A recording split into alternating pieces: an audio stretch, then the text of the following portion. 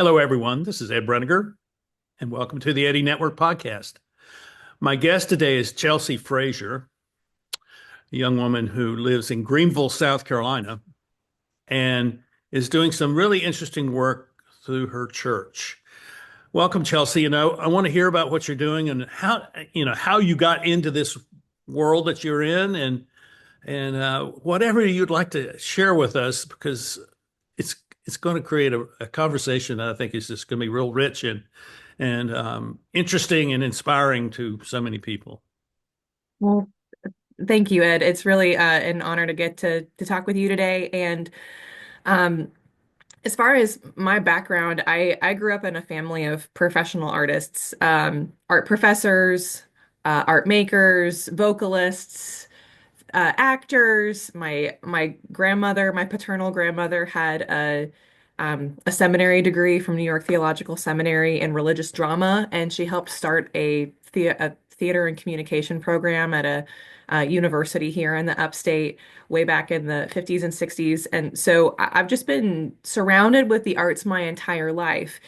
And what's been really interesting is how despite kind of being swimming in that water, there's that cliche that water's invisible to the fish.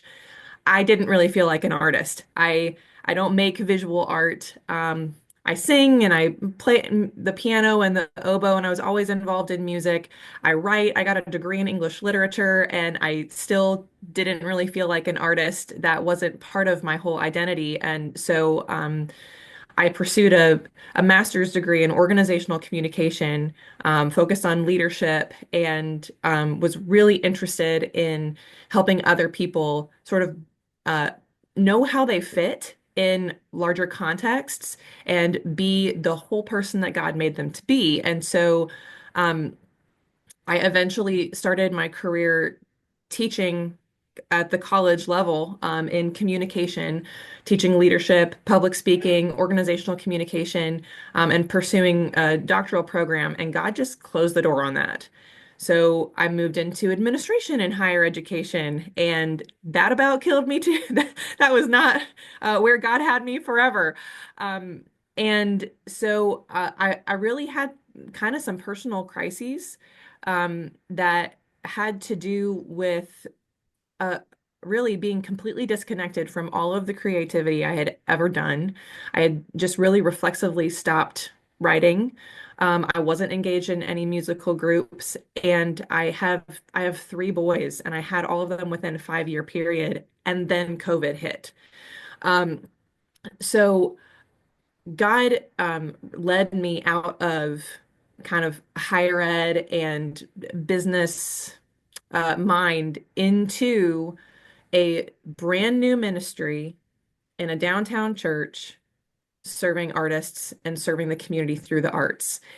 And I sort of felt like the arts part was the cherry on top. And what has been the greatest gift to me is that God has shown me that I had really isolated creating from part of my identity, and that is part of who he's made all of us to be. We are made in the image of God, and so that kind of making and creating impulse exists in all of us. It can look like, accounting. It can look like scientific research. It can look like a lot of different things.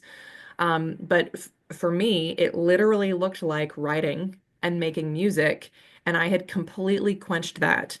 Um, and so God kind of has been leading me on my own journey of sort of personal recovery, and personal healing through the arts at the same time as he's allowed me to kind of use all of these other tools that he's equipped me with to teach other people and to build an arts ministry. And so, what I get to do as the art ministry director of First Presbyterian Church in Greenville, South Carolina, is run formal art galleries, run formal performances in a really high quality performance space, and serve local artists through network connection, personal relationships, discipleship, and then serve the wider community in a couple of ways, through offering exhibitions and performances. But we also have an open mic night once a month. We partner with a local organization.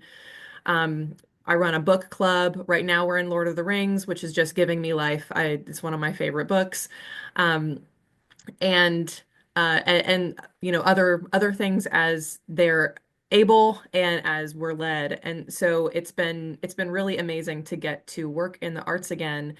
And the Lord has unlocked some things in me that, maybe we'll talk about a little bit, but he's also given us just an incredible opportunity to serve our community in ways that churches typically haven't.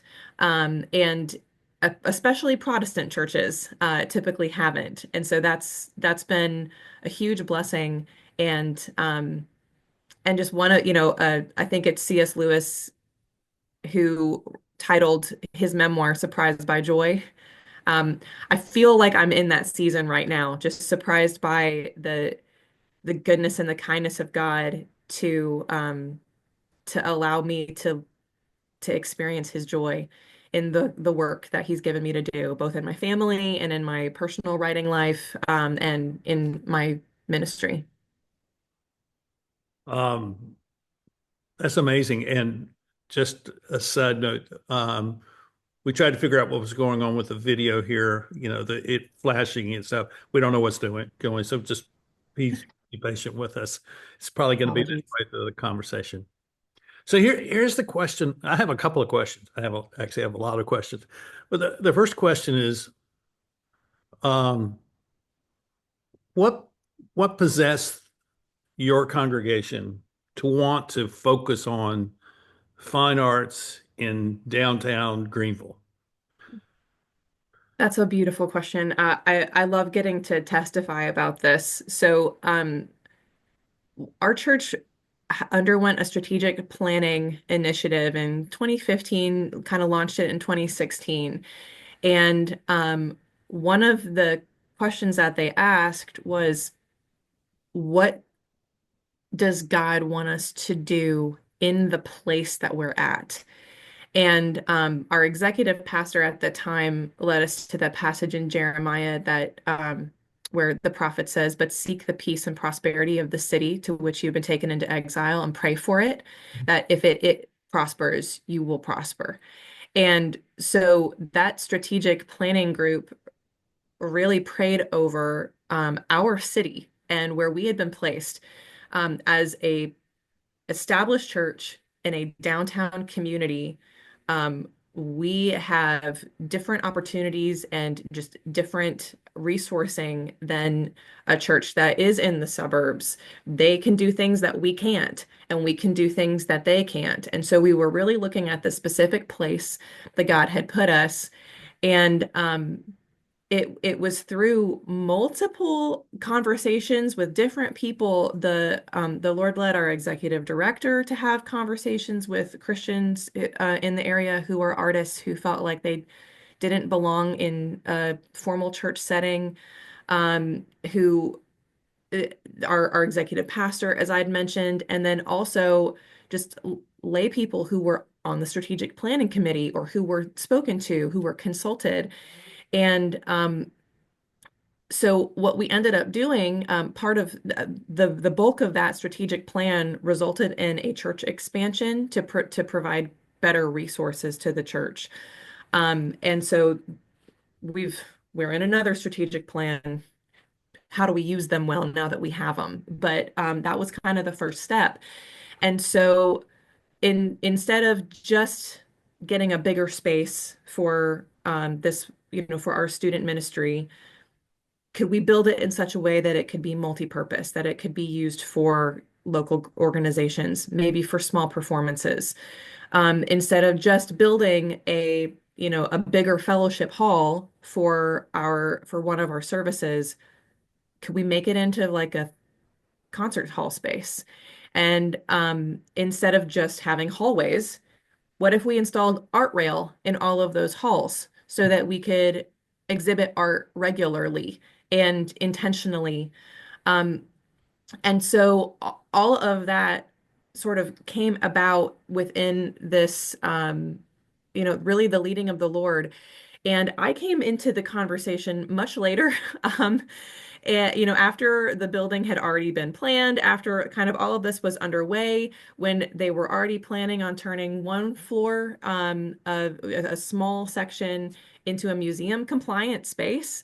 There was a lot of plans that kind of were already laid before anybody who actually was going to direct a ministry came into the equation. And what I'm so grateful for in the leadership of this church is that they heard a call of God and they accepted it, and they really didn't know what it meant. And the faithfulness of the leadership of this church to follow where God was leading, I mean, it brings tears to my eyes because I get to reap the benefits, our community gets to reap the benefits of their faithfulness to say yes to something God was asking them to do. It was I mean, I think some people in our congregation still aren't sure exactly what this is or why we do it. But uh, but there's been a lot of fruit, that I can testify to, even just in the last 2 years of having the full building open, having full use of the facilities, and the ways that God has been at work.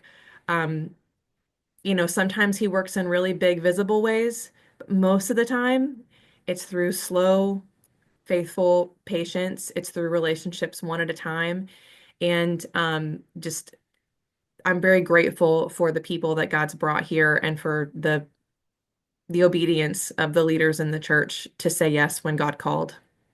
Do you have a sense that there is a change in the atmosphere, if that's the right word, a change in the atmosphere about the way people look at the arts, and particularly people who are deeply connected to downtown Greenville and how they view the arts as a part of downtown Greenville? I do, but I think that it's actually bigger than that. There seems to be sort of a spiritual renaissance that is going on really all around the world. I'm most aware of it in America, but I know that it's not confined to America. Um, there are organizations like, the Rabbit Room that Andrew Peterson started. I mean, probably 10 or more years ago, maybe as many as 20 informally. And Did you describe they what now that? serve. Did you describe what? Yeah, the Rabbit Room is based out of Nashville, Tennessee. It is really, kind of has become a place where, any maker is welcome. They promote, um, quality literature, quality music, quality theater, and it's a place of resourcing and community. They have um, an annual, they call it Hutch Moot, because there's the rabbits. So the Hutch, it's fun. That it's a conference that they do annually. It sells out in minutes. Um, and they've started a poetry Substack where people can submit, and there's just a lot of resources available online. They have a publishing house now, so there's a um, and that Hutch Moot, since so many people can't go who want to, they've created, house moots so you can do them yourself, with small gatherings or larger gatherings in your own place. So, it's become a very much a community where there are resources both for you to connect to community, but also for you to develop your own artistic community where you are. Um, there's, the culture care movement that Mako Fujimura, sort of has spearheaded over the last 20 years. Um, and a lot of large organizations that are connected to him and to the work that he's doing, both the visual art that he's doing, but also his writings about art and faith and about the work of art to care for our culture, the work of Christians to care for our culture, um, and to steward it well.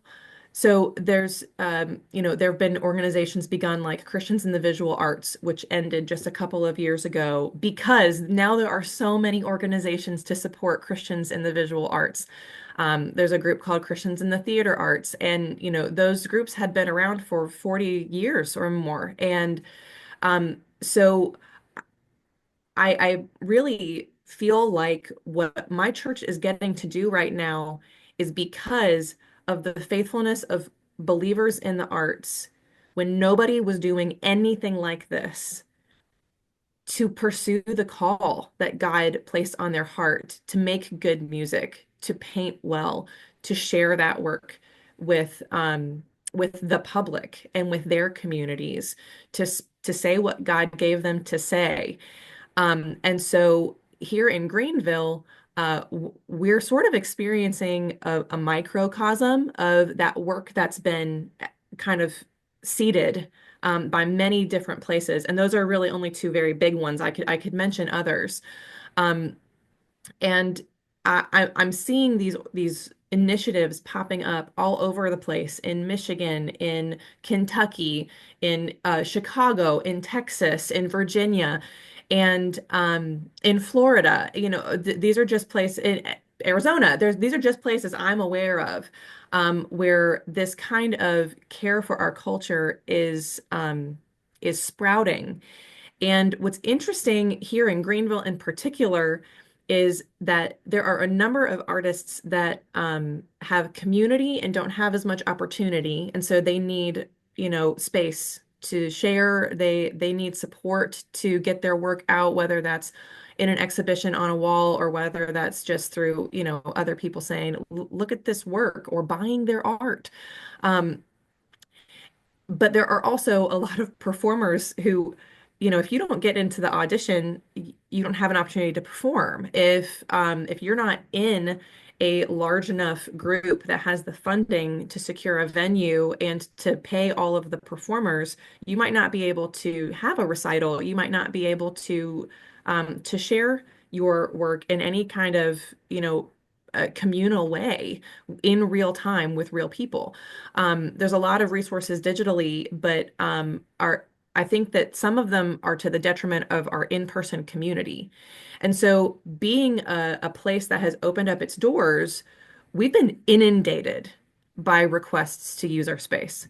And the current difficulty that we're wading through is how to serve all of these groups while for taking care of our congregation too. We've got lots of Bible studies and all kinds of it kind of internal congregation uses. And one is not better than the other. But there are a lot of needs in the Greenville community for artists, professional all the way down to just emerging. Um, what I hear you saying, classic, classic response to what someone says. What I hear you say, behind what I hear you saying, is a sense that what we have all expected or thought of as the traditional Protestant church or the traditional American church is changing, and Hmm. it's changing in significant ways where it's responding to what happens outside the doors of the church rather Hmm. than just with the people who arrive at 9:30 on Sunday mornings and spend a couple hours. It sounds like that um, the old sense that a church is this place of kind of formality Hmm. and, to a certain extent, a rigid belief system is loosening up and finding new expressions that will invite new people into the community of faith. I, I don't think you're wrong. But I think that the church is the body of individual believers in Hmm. Jesus Christ.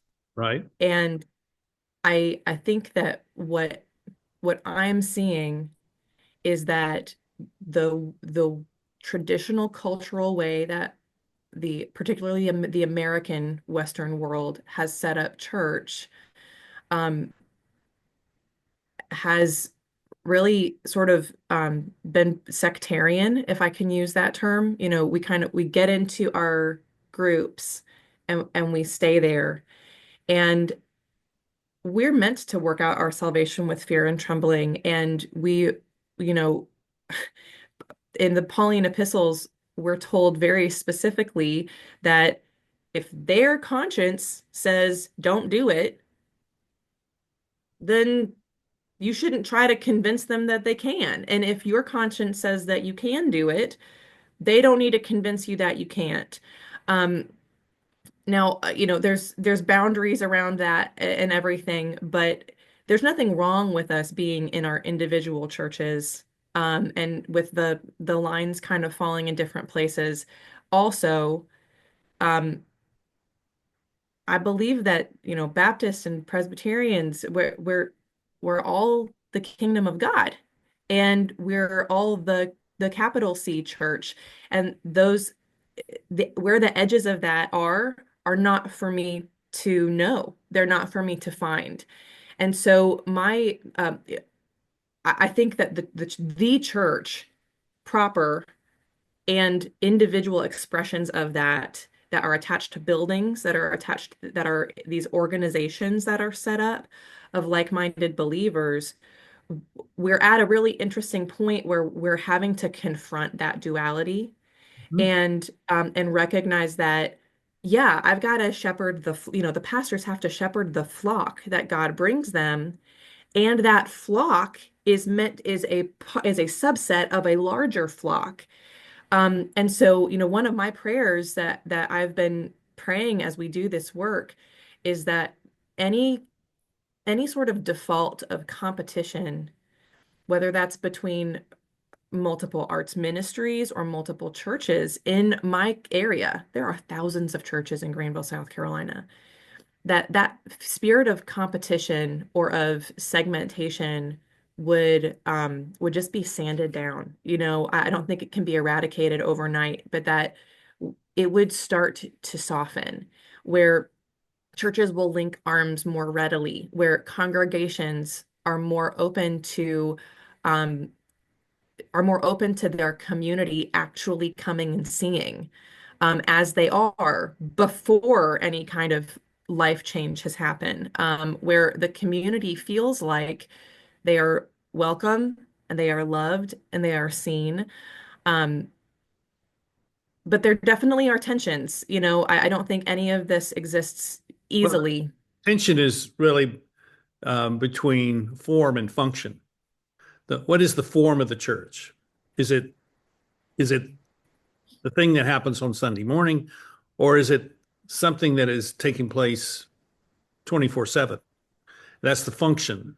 And I think, I mean, what I'm seeing, I mean, I've been at this a long time as well, and I've been in the Yeah, leadership longer world. than You I. have. Yeah, What I saw, I mean, saw within the secular context of leadership and organizations was that the structure of the organization dictated the value system, and it dictated how the relationships would function.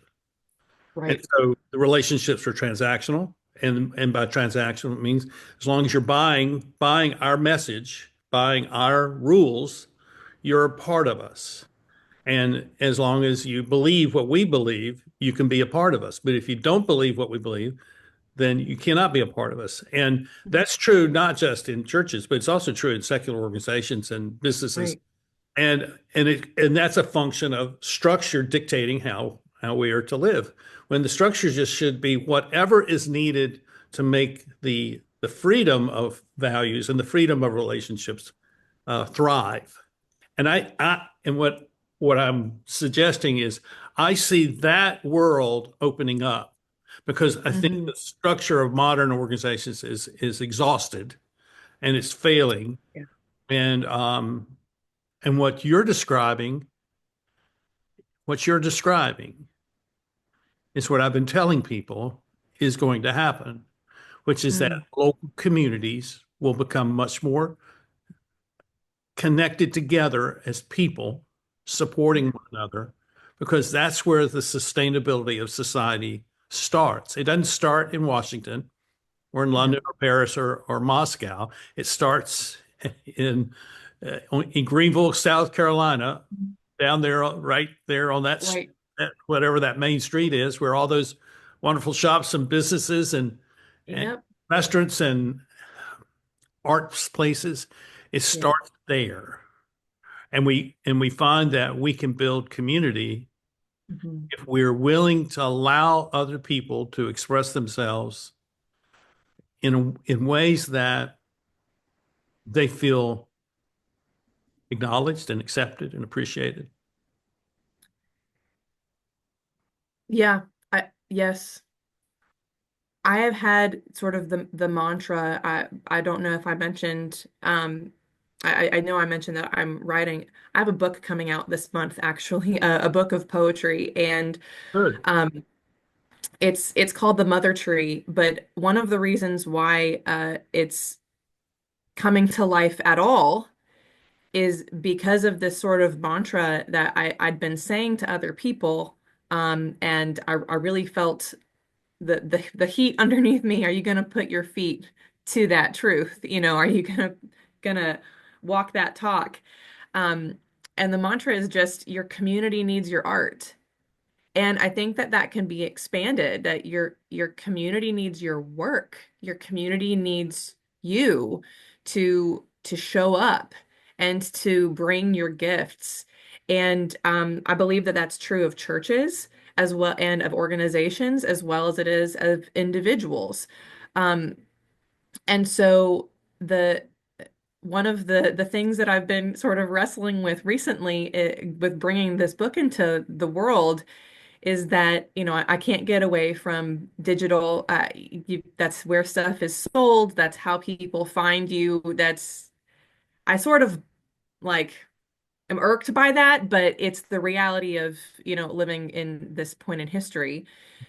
But the reason why this book exists is because of the people around me. It's because as I was faithful to share poems that came to mind with people that I thought maybe would need them, or if trying to just be generous with my work, I found that it landed. And I was surprised that it landed.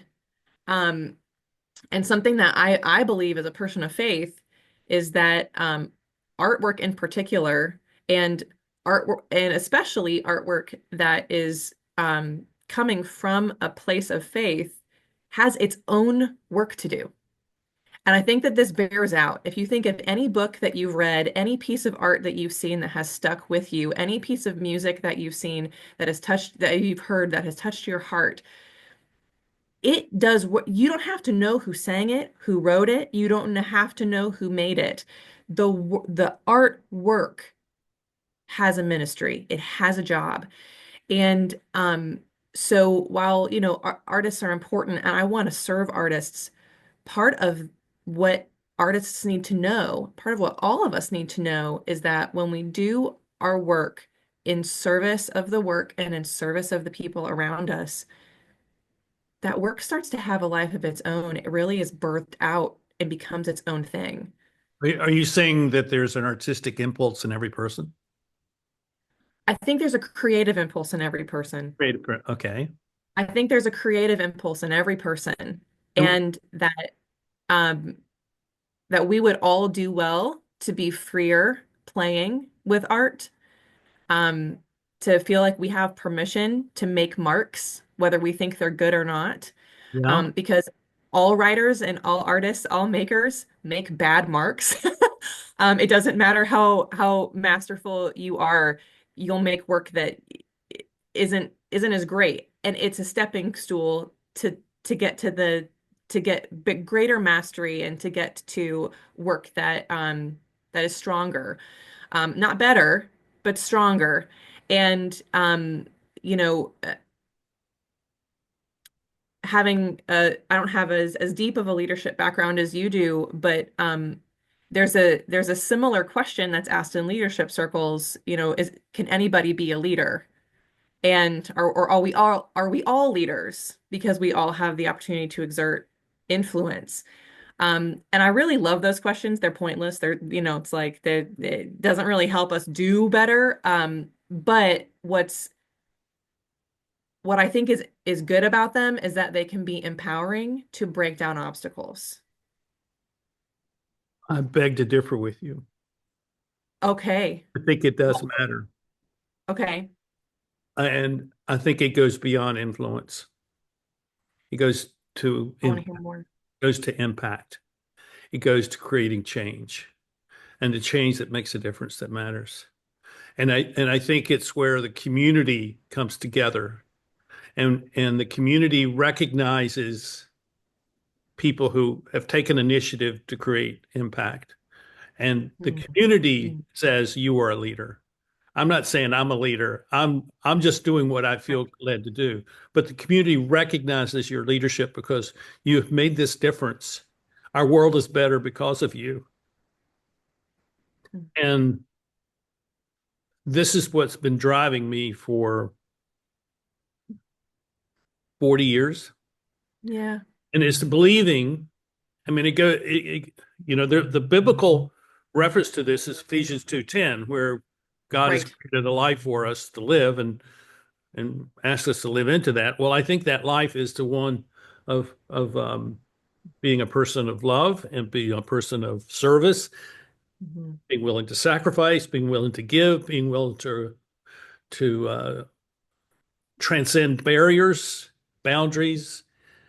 I mean, all those things. I think I'm not very religious in the sense that the old religion was something that you held up as this kind of this thing that you worshipped. The religion you worshiped religion. And Right. that's not really where I am. I believe that God is in the midst of this world and is right in front of our face if we will allow ourselves to see God's Yeah. presence and that we respond to that. And one of the ways I've come to describe this is is and people who watch this will know that what I'm going to say. So this is nothing new. But I struggle with judgment, being a person Mm, who judges. I mean, when you're a critical thinker and you live in your head, you're going to have judgment, and you're going to be dividing people into categories and saying, well, they're approved and they're not approved, and they need to be rejected, and these people need to be canceled, and these people need to be. mm, We need to get rid of them altogether. mm. Put them in jail, whatever we want to do. And so that kinds of judgment is really very self-serving. I found that out. Right. So what did I come to decide to do? Well, I decided that I would put Jesus between me and every person. Yes. And I would Yes. ask the question, what does Jesus see in that person? And I Hmm. took the story of Jesus meeting the woman at the well, Right. how he treated her, Yeah. and thinking, does Jesus treat my neighbors that way? The people that live around me I mean, the people who are crack dealers and crackheads that live around me, what does Jesus see in them that I should be Right. seeing? Yeah. And so I say that this is kind of an emergent um, spirituality. That's a label. It's an emergent thing that's happening, and I say Hmm. that by your church opening up its programs and its facility to feature artists is a way of saying we see you and we don't know everything about you. We don't even understand maybe what you're doing with your art, but we're going to love you with that. And we're going to love you by providing you a place for you to share that with our community. Yeah. That's what I see you doing. And I think it's really um, a trend. In business circles, we would call that a leading indicator. And Yeah. it's a leading indicator where a lot of the other stuff that we get fed on social media and stuff like are really the lagging indicators. It's the Right. picture of the end of this culture, and what you're doing is the picture of the culture that's emerging. And Hmm. and into the future. Yeah. And Yeah. and I think it's fantastic, and it drives what I do on a daily basis. Mm. So that's kind of coming to the end of a long section of this conversation. But what Yeah. I also want to talk about is you as a poet, because that's why I know who you are. It's because you are a poet. And uh, Wes Vanderlitz I think, is the one who introduced us. Uh-huh. Yes. And what you probably don't know is that one of the other poets at that event that he put together, Uh-huh. Kevin Latour, has been on here. And in my conversation with him, like I'm having with you right now, I came to realize that poetry needs to become a visible thing within the Eddie Network podcast. So there's now a poets playlist, and you will be on that playlist Love it. because that way people will find out who these poets are. Right. Now, I should have said something before, but I get lost in something. Would it be possible for you to share a poem with us? Yes. Am I asking? I mean, some people don't like. No, I'd be happy to.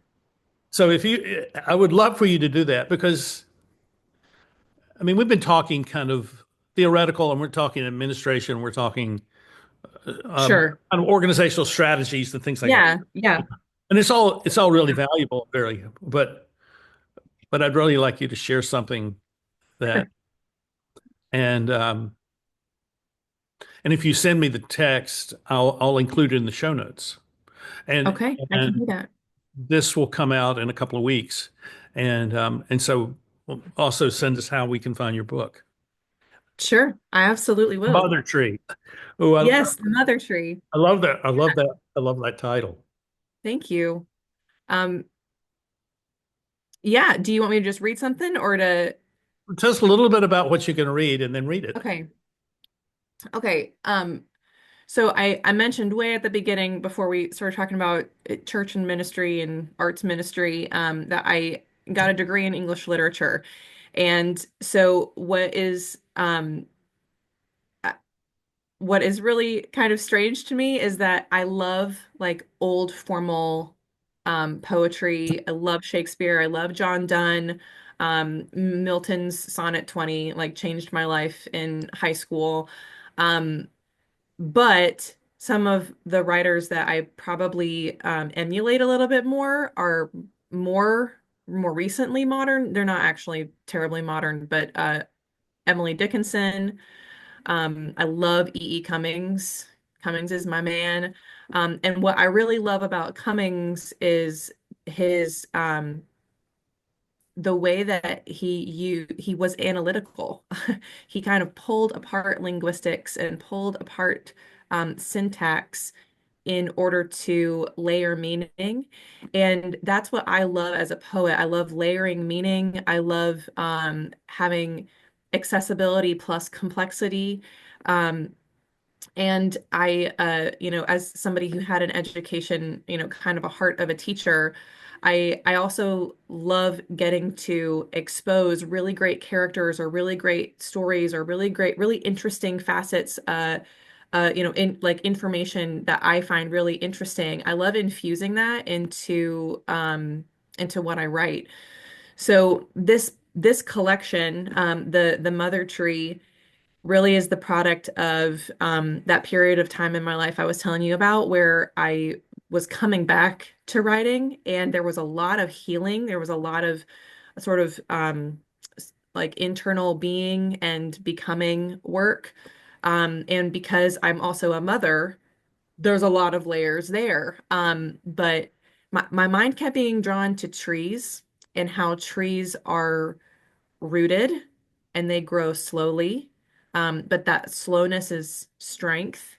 And the trees that grow really quickly are the ones that fall over more easily. They're weaker. and how a tree can just sort of sit and be, and its being is its doing. Um, and so this sort of concept of and a mother tree is an actual scientific term. There are mother trees in forests that sort of care for and protect. So I just love all of that, and I get like want to geek out about it and do all the Mother, things. So the mother ent. yes, a mother ent. Thank you for bringing up Tolkien again. Um, yes. So Thing? there what? Is there such a thing in Tolkien? Is there a mother?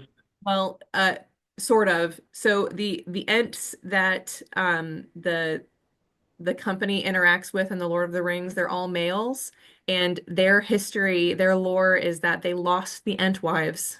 The Entwives left, Oh, and they've wandered far and cannot find them. And so it's sort of part of the loss and lore of the world that there are these Ents who and there are younger Ents, but they're all male and they've lost their Entwives. So so yeah, that would be a fascinating thing to consider in the context of kind of Ent, that world building and then mother trees. sorry to distract you. Take it. No, that's fine. Um, yeah, so in um I can read one poem that is in the Mother Tree that I read at the event that you attended. I think I have it here. I do. Um, And while this one doesn't necessarily speak directly to trees, it has a lot to do with sort of the being and becoming work that I've been doing. It's called Large. 5 feet 9 inches, size large. Resonant vocalizing, large too. Thoughts myriad, and often large. Capacity, large. But if you need less, then I will shrink and fade like a shadow, large, but without substance, falling behind. And in that flattening, I recognize wrong. My dimensions were established when there were none, my vapor life creating atmosphere for more. All of a mountain lends its large to homes, to perspective, to beauties hulking invisible until you embrace their climb. My largeness is needed. Can I unshrink the way a shadow might? Embodied substance standing into itself, large. Wow, that's wonderful. That's just so many different lines of thought passing through my head listening to that. And I really don't want you to say anything more about it. Just let it hang Nope. in the air. Just let it hang We'll in the let it do its own work. Yep. We'll let it do its own work. Yeah. So, how will people find your book? Um, so it will be available on Amazon and Barnes and Noble. You can search for the Mother Tree or for Chelsea Fraser. But I also have a website, chelseafraserwrites.com. And I am on Instagram. I'm not a big Instagram user, but I'm there. And it's also Chelsea Fraser Writes, um, or Chelsea.fraser.writes, but it's the same words, um, on Instagram. And um, your fine arts program at the church has an Instagram too. We do, yeah. It's FPC_arts. And especially if anybody's in the Greenville area or want to follow along, they can also reach out. That account is probably the easiest way to reach out, but I send a quarterly newsletter with some encouragement for artists and then some upcoming events and opportunities. So I'd love for anybody who would like to get that to join the list. Very good. Um, uh, uh, more questions. but I think I'll let them. Well, let me ask this one last question. Okay. As you've gone through this series of transitions, Yeah, I think we can call it that. definitely. Um, do you see that your experience is a representation of what's happening in the world, or is what's happening in the world running contrary to what you're experiencing? Um, I'm finding very much that it is not a unique experience. That whether it's the experience of being a mother, it's not a unique experience. Whether it's the experience of being an artist, it's not a unique experience. You know, I'll kind of get to points where I stick. I get st I'm like I made it this far and I don't know what to do, how to move forward. And I'll talk to people who've been doing this longer, or are just a couple steps ahead, and they're like, "Yup, you're in the sucky part." You know, like making anything, you hate it for a little while, and you just have to keep pushing through. Or yep, this is your first book. So you're in the part where you can't write anything else because you're in book mode. You know, you're in publication mode. And like all of these things, I'm finding that I'm not alone. And a lot of the thoughts that felt very unique to me when I started this job about 4 years ago, I'm hearing them echoed in other people that I've not spoken to. You know, I really believe um I believe that God is at work and that there is something that is happening, something that's in the water right now that is happening in a much wider way. But just for anybody listening who feels like nobody understands them or they don't understand themselves, goodness, I don't understand myself a lot of the time. And you're not alone. You know, it's not Definitely. yeah, it's definitely not an isolated thing. What I have found throughout my lifetime is that I didn't fit in anywhere, Mm. but Mhm. oftentimes I was included. And the grace of being included meant that I could figure out how to belong even though I didn't fit in.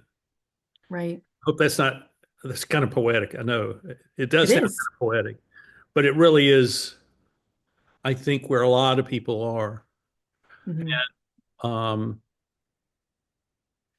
and I would say that the secret to living in that is to say something, write something down, write and share it with someone. Yeah. And you may share it with someone you don't know. You just, Right. the bus, you ride in the bus and you say, you know what, I really don't fit anywhere, but, and that's hard. And they'll say, Right. yeah, I know what you mean. I think that's the culture we live in. But what you're saying is that there's a way through that and there's a way out. Yes. Well, and we have the opportunity to be the person who sees others around us. You know, I can think of, well, there's a friend of mine who's now like a state senator in wherever he lives, and he was invited to do this graduation speech. And because I was friends with him and heard about it, I listened to his graduation speech, and he told this story about coming to high school and being a new kid. And he had asked to sit with these people at lunch, and he put his stuff down and went to go and get a drink and came back and they were gone. And he said, and somebody who is a dear friend now came over to me and said, and invited me to sit with her and the people that were there. And I was like, oh, I wonder who that was. And I started like listing people in my head, and I ran into his sister like a week or two later. And his sister was like, that was you. You were the person who did that. And I didn't, I cannot remember. I mean, it sounds like me. It sounds like something I would do, but I don't remember. And it was such an important thing in his life that it made it into a graduation speech. You know, like we have no idea the impact that our kindness has on people around us. We have no idea the impact of just seeing the barista across the counter and asking their name and remembering it when they hand you their drink, like seeing the people around us as real people. Um, we can be the belonging for the people around us. Yeah. And that's why I've come to practice this, putting Jesus between me and every person, Yeah, because it it it forces you out of your own self-righteousness and your self-assurance yeah, and opens you up to say, okay, who is that person? And yeah, that's what you did. It's yeah, beautiful. yeah. I didn't know that I did it. I mean, I can't take any credit for it. I forgot. Well, it's not about taking credit. And it's not about credit. Yeah, we just do the right thing. So whether, whoever is listening, if they feel alone, you're less alone than you feel, and we can all be that person who sees those around us. Yeah. Well, thank you. Thank you very much. I hope you who are watching and listening find that this opens up some facet of your life that you didn't know was open to you. Mm. I don't know whether you believe in God or not. I think that's for you to decide and you to figure out. But I do think that expressing yourself and find a way you express yourself creatively is is important. It really is important because it's like having a conversation with yourself. Mhm. And like we've had a conversation, Chelsea and I have had a conversation today. You can have a conversation with yourself or with some other people in the same way, where you discover that there's something there for you that you were missing. That's what I'm hearing that you found in your life, Chelsea. And I think that's a fantastic thing. So be inspired and go do something that is an expression of who you want to be. And maybe it's artistic or maybe it's not. But the fact that you're taking the initiative to do it, that's what matters. And I thank you for watching, and I thank you for being with me today. And we'll see you Thank next you. time here on the Eddie Network podcast. Bye bye.